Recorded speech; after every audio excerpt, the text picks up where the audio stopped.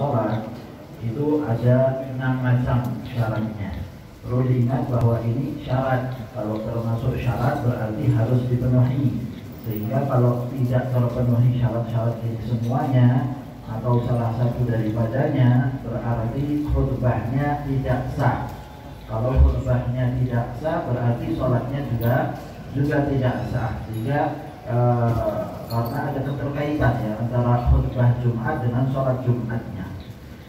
Kemudian di antaranya yang disebutkan di sini 6 macam. Yang pertama adalah isma au sama'ul arba'in, yaitu harus memperdengarkan atau mendengarkan 40 orang yang mereka itu terhitung sebagai orang-orang yang hadir sholat Jumat.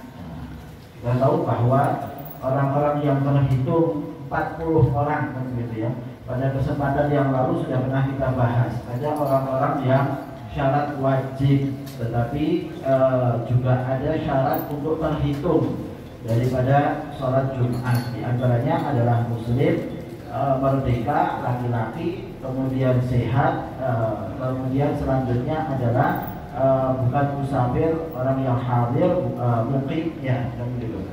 Itu beberapa syarat berkaitan dengan masalah orang-orang yang terhitung daripada 40 yang wajib hadir di dalam sholat Jumat.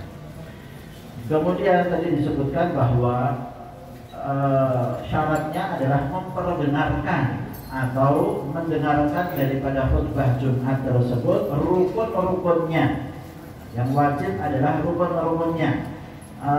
Siap berapa orang? 40 orang. Maka dalam hal ini hendaknya seorang khatib yaitu harus mengeraskan suaranya, dengan apa? Hingga didengar oleh 39 orang selain dirinya. Kita perlu tahu bahwa 40 orang yang harus mendengarkan khutbah ini kan termasuk dirinya khatibnya. Sehingga karena khatib kan pasti dia sudah memahami dan memahami apa yang dia ucapkan. Maka kewajibannya adalah memperdengarkan dan mendengarkan daripada khutbah Jumat itu kepada 40 orang tersebut, 39 orang selain dirinya. Nah, disebutkan di sini dalam pembahasannya Imam Rawi menyatakan di dalam kitab Nihayahnya yang dimaksudkan memperdengarkan ataupun mendengarkan khutbah itu dengan kuwah, ya, yaitu dengan kekuatan, yang artinya kalau dia itu kemudian mengeraskan suaranya, ternyata ada suara gaduh di luar, itu cukup. Ya. Kalau suara gaduh itu hilang, maka mereka yang makmum ini akan mendengarkan, itu sudah cukup. Ya. Tidak harus dengan perlakuan khatib sampai akhirnya kalau ada suara keras yang mungkin di luar ada mesin dan lain sebagainya, ini yang pokoknya harus dengar. Maka dia harus mengeraskan suara sampai mereka dengar. Itu kalau dengan perbuatan. Tapi yang dimaksud di sini adalah cukup dengan kekuatan menurut Imam Amrawi. Ilaukan sama'uhum bil fi'li wajiban maka al-insaf mahtaman ya. Kalau sekiranya mendengarkan khutbah itu harus didengarkan dengan perbuatan tadi, imam khatib harus mengeraskan suara sampai didengar semuanya, maka tentunya mendengarkan khutbah oleh makmum hadirin itu adalah wajib dan tidak boleh tersibukkan dengan sesuatu hal si makmum ini ya. Tapi kan ternyata kan tidak, bahwa seorang makmum boleh saja, artinya pahala sholat Jumatnya mungkin hilang, tapi tidak wajib seorang makmum kemudian mendengarkan dengan sungguh-sungguh apa yang disampaikan oleh khatibnya. Semacam itu perkara nanti akan disebutkan bahwa itu termasuk sunnah saja, al-insat, bukan termasuk suatu hal yang wajib. Wala yusyaratu ma'rifatul khatib arkanuha khilafat az-Zarkashi. Disebutkan di sini perbedaan pendapat ulama bahwa khatib tidak disyaratkan wajib mengetahui rukun-rukun khutbah. Yang penting dia membaca, yang penting dia menyampaikan rukun-rukunnya, tetapi dia tidak harus mengetahuinya. Beda dengan Imam Zarqashi yang menyatakan bahwa wajib seorang khatib ketika mau berkhutbah Jumat mengetahui daripada rukun-rukun khutbah Jumatnya. Itu syarat yang pertama. Syarat yang kedua untuk khutbah Jumat adalah antakuna arkanuha bil arabiyyah. Rukun-rukun khutbahnya itu harus disampaikan dengan bahasa Arab. Sehingga disebutkan di sini selain rukun berarti boleh kita pakai bahasa Indonesia, pakai bahasa daerahnya, silakan. Tetapi untuk rukunnya harus dengan bahasa Arab. Mengapa? Littiba salaf wal khalaf. Ini semuanya dari dulu seperti itu, tidak ada perubahan. Dari masanya Rasul sallallahu alaihi wasallam, dari masanya sahabat, dari masanya para tabi'in dan orang-orang selanjutnya, terus sampai sekarang dalam keadaan berbahasa Arab, tidak ada perubahan, sehingga ini termasuk rukun. Fa'in amkana ta'allumuha qabla dzikri waqt lazimat jami'a ahlul baladi 'alal kifayah. Ya, kalau dalam satu daerah tidak tahu berbahasa Arabnya, mereka tidak tahu bahasa Arab, lalu bagaimana? Padahal ini harus berbahasa Arab, maka wajib untuk belajar. Dari seluruh daerah tersebut fardu kifayah, sebagian di antaranya untuk kemudian mempelajari bahasa Arab berkaitan dengan masalah khutbah Jumat tersebut, sehingga dia bisa menyampaikan rukun-rukunnya dengan bahasa Arab. Ba'in talamuhu asal wasalluha. Kalau mereka semuanya satu negeri, nggak ada yang bisa berbahasa Arab dan mereka meninggalkan untuk mempelajarinya, maka mereka berdosa semuanya dan wajib untuk mengerjakan sholatnya adalah sholat zuhur. Wa fa'idatuha bil arabiyyah wa illam ya'rifha al-qaum al-ilmu bil wa'dhi min haitsul jumlah wa illam ya'rifuha. Disebutkan dalam pembahasan ini bahwa apa faedahnya rukun-rukunnya itu harus dengan bahasa Arab, padahal hadirinnya nggak paham misalnya. Hadirinnya nggak paham, dia baca bahasa Arab yang dipahami cuma mungkin bahasa Indonesianya saja, yaitu apa? Al-ilmu bil wa'dhi, bahwa dia setidaknya mengetahui adanya suatu nasihat yang disampaikan secara umum, wasiat takwa dan sebagainya secara umum, imam, khatib kemudian mengingatkan, maka itu sudah cukup dalam hal ini walaupun dia tidak mengetahui secara mendetail. Wa illam yumkin khataba wahidun bi lughatihi fa illam yuhsin ahadun minhum atarjama sallu abdullah. Ya, kalau dalam satu keadaan mungkin diperkirakan dalam satu keadaan satu daerah tidak ada yang mungkin untuk mempelajari bahasa Arab, maka bagaimana? Silahkan khutbah dengan bahasanya sendiri. Kalau tidak ada seorang pun sampai terjemahnya saja nggak ada yang bisa, khutbahnya dengan bahasa sendiri pun juga tidak bisa, maka sholatnya adalah sholat zuhur yang dikerjakan. Semacam itu. Syarat yang kedua yang perlu kita ketahui adalah berbahasa Arab. Rukun-rukunnya yang wajib disampaikan oleh khatib adalah semacam itu. Kemudian yang ketiga syaratnya adalah wujudul taharah anil hadathi wal khabath fil badani wa thawbi wal makan bi tafsir as-sabiq fi syurutis shalah. Seorang khatib haruslah suci dari hadas, dalam keadaan tidak berhadas besar dan dia dalam keadaan berwudu. Itu khatib harus semacam itu keadaannya.